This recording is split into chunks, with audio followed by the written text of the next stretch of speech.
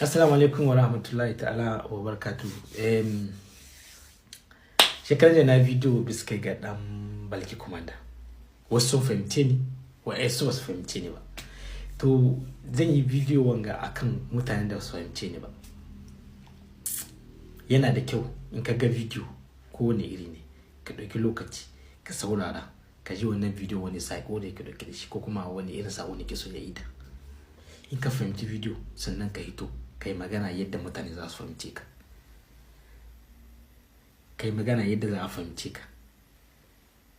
Yadda ni da na yi video in ka zage ni na san ka zage ni saboda dalilin ka da ka fahimta cikin video.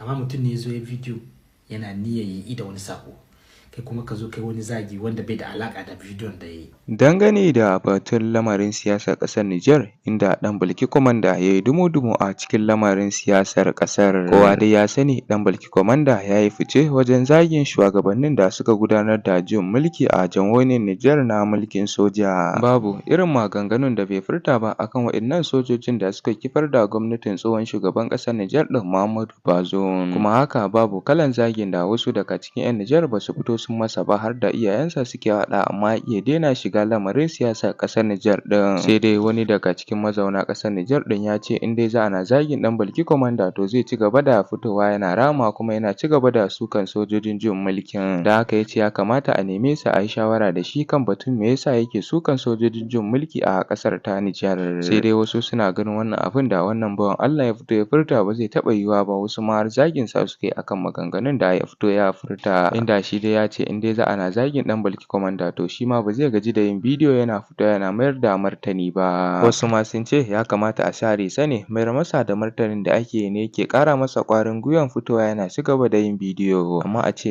in yayi bidiyon babu wanda zai kula sa kuma babu wanda zai tsaya yana sauraron sa, to shi da kansa zai gaji ya daina wannan faifan bidiyon da yake yi. To bari dai mu saka muku cikakken bidiyon nan ku ji ƙarin bayani daga bakin sa, amma kafin mu saka muku faifan bidiyon nan ku daure ku danna mana subscribing kana ku danna alamar ƙararrawa ta yadda muna ɗaura sabon shiri zai same ku. Na gode. Kun fahimci abin da ne? Idan na yi video ya cancanci a zage ni, idan ka zage ni ba zai ciwo. Idan na yi video wanda nake son yi da sako wanda zai ya gyara min ya gyara maka, ka zage ni to wani irin tunani zan yi? Duk abin da kake yi na rayuwa ya kamata a ce ka riƙa yi maka adalci, kai mai kallo kahin ka hito kai magana. Ni bidiyon da na yi ne akan ina so in kawo ƙarshen wannan matsala da ake ta ɗan Balki da 'yan Nijar. Tun da aka yi juyin mulki wannan matsala take. Yake zagi 'yan Nijar na zagin shi. Yake zagi 'yan Nijar na zagin shi. Inda yaƙi da yaƙi na kawo kwanciyar hankali, da duniya babu tashi hankali. Da ka taɓa ni sai mu yaƙi da kai, sai mu waɗa da kai a zauna lahiya. To shi ne na yi amfani da shi, nake ganin zagi shi ya yi zagi mu mai da zagi ba shi ne zai ka ƙarshen matsalar mu tsakanin mu da shi ba. Yasa na yi amfani da wannan dama da wannan kalamai da na yi cikin wancan bidiyo dan a zo a samu matsala tsakanin mu da shi, ba wani abu ba. Babu wani ɗan Nijar mai goyon bayan shi, babu wani ɗan Najeriya mai goyon bayan ɗan Balki Kwamanda 100%. To amma wannan bai hana ya ci gaba da abin da yake ba, saboda misali in yayi magana ya ga ana kula shi, in yayi magana ya ga ana maida mai zagi, in yayi zagi ya ga ana maida mai zagi, kenan ba zagi ne zai sa dan Balki Kwamanda ya tsaya da abun da yake ba. Shine yasa ni a nawa tunani nake gani maimakon yanzu a ce ai ta bin shi da zagi, ƙara ai mai magana, ai siyasa ta yake magana akai, ya samu wajen yayi zagi, to why not a bi shi ta lalama tun da mu ne ke zagi, shugaban ƙasar mu ne ke zagi, why not mu bi shi ta lalama don mu kawo ƙarshen zagin da yake ma shugaban ƙasa. In dai gaskiya ne kai kishin shugaban ƙasa ne kake, in dai gaskiya ne kai kishin ƙasa ne kake, in dai gaskiya ne kai kishin al'umma 'yan Nijar ne kake, bidiyon da na yi bai kamata a ce kai zagi ba. Ni na yi magana ne, na yi ƙasa-ƙasa da kalamai na irin yadda zai fahimci cewa muna neman sulhu da shi. In dan shi zage mu zage shi ba za mu kawo ƙarshen matsalar mu tsakanin mu da shi ba. Kuma inda yana kawo da yanzu kun kawo, ai ba zagi irin wanda ba ku ba. Inda yana kawo da ya kawo. Saboda haka ni abin da na yi amfani da shi irin mu tattausa kalamanmu mu je har saƙonmu ya kai ga kunnen shi ya san cewa abin da yake ba abin da muke jin daɗi ne ba, abin da yake ba ya kamata ba ne, shi da kanshi ya san bai kamata ba. Amma in dai ba a kai mai saƙo wanda ya gamsashe shi ba ai ba zai daina ba. Shi ne yasa na yi amfani da wannan kalamai. Amma daga cikin mu 'yan Nijar wasu sun hito suna zagi na, suna ce min kaza duk da shi ba zan hana zagi ne ba. Zagi wannan ya zama mini jiki, amma ni ba zan zage ka ba, amma ina kokarin in fahimta shi ko in fahimta shi ka kai mai zagi na. Abin da ke son ci kenan. Sako ne muke ga manufan mu, ga abin da muke son mu cimma. Inda yaƙi kamar ka taba ni ka zage ni in maida ma zagi yana kawo ƙarshen matsaloli duniya gaba ɗaya da ba a cikin wanga matsala. Saboda ka san da ka taba wanga zai maida maka raddi, amma wannan bai hana akwai tashi hankali. Ga abin da nake nufi sai ku fahimce ni, kowane yana tashi fahimta, kowane yana daidai da iya sanin shi. Ba dalle bane a ce abin da ka sani na sani, ba lalle bane abin da kaka fahimta in fahimta. Amma ya an yi magana wadda magana ce ta hankali wadda bai kamata a ce sai an shi da kai nesa ba. Ya kamata ka fahimci cewa magana ce ake kwanciyar hankali, zaman lahiya ya yi komi.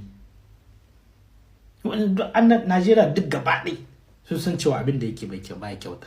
To bale mu 'yan Nijar. To 'yan Najeriya in ba su na ba sai mu yi.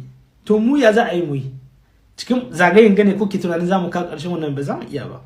In dan shi to ya magana mu zage shi. Shi abin da yake jin daɗi kenan.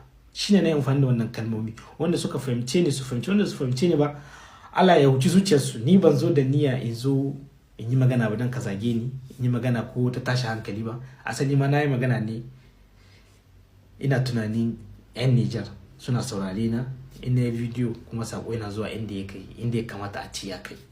Kuma cikin ikon Allah wanga hanya da na ɗauko cikin ta ne za a samu mala tsakanin mu da ɗan Balki Kwamanda. Ba wai za mu iya hana shi magana duka ba. Yana da dama ya yi magana ya shari biskai ga Nijar, yadda muke da dama mun shari biskai ga 'yan Najeriya. Saboda haka nan, amma in ya tashi magana ya sa abin zai gai. Mu abin da muke so ga ɗan Baba Kwamanda kenan, ko da ne ko ɗan Balki Kwamanda ne yake, abin da muke so kenan, ba wani abu. Saboda haka nan 'yan Nijar wanda suka fahimce ni, wanda suka ji abin da na gai, ga abin da nake nuyi na ga. Wanda ya ɗauki bidiyon da wata manufa daban, wannan matsalar shi ne. Amma ni ga abin da nake nuyi. Saboda haka nan ni dai na yi nawa, sai ku yi naku. Ga bidiyo na wanda ya saurara ya tura bidiyo ya ji sako muna son mu ya kai inda ya kamata a ce ya kai. Ya kai ga kunnen ɗan Balki Kwamanda da wasu ire-iren shi. Wanga shi ne.